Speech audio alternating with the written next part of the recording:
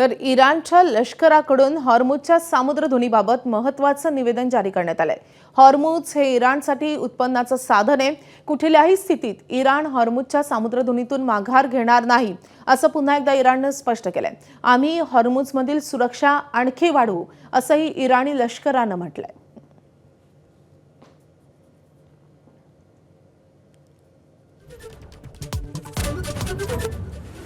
पुणे जिल्ह्यातल्या नसरापूरमध्ये आता परिस्थिती नियंत्रणात। 65 वर्षाच्या वृद्धाचा 4 वर्षाच्या चिमुरडीवर अत्याचार केल्यानंतर रास्ता रोको, 15 दिवसात आरोपपत्र दाखल करू, पोलिसांचं आश्वासन।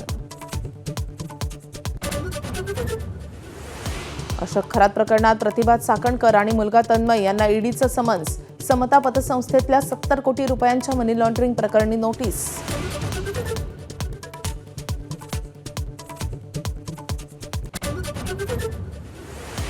टीसीएस प्रकरणातील फरार आरोपी निदा खानच्या जामीन अर्जावर आज सुनावणी।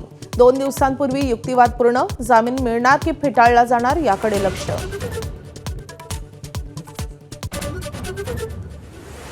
नंदुरबारच्या नवापूरमध्ये बर्ड फ्लूचा उद्रेक, 1,40,000 कोंबड्या नष्ट करण्यास सुरुवात, लाखो अंडीही नष्ट करणार।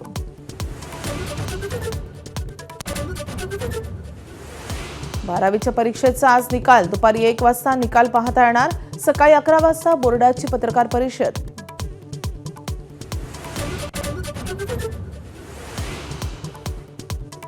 पश्चिम बंगालच्या 15 मतदान केंद्रांवर आज फेर मतदान।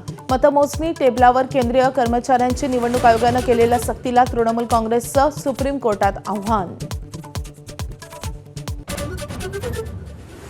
राष्ट्राध्यक्ष डोनाल्ड ट्रम्प यांनी फेटाळला इराणचा चर्चेचा नवा प्रस्ताव।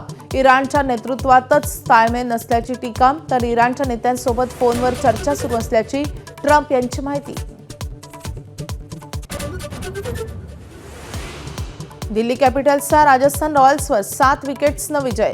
राजस्थानच्या 225 धावांचा दिल्लीकडून यशस्वी पाठलाग। पथुम निसंका, केएल राहुलची तडाखेबंद खेळी।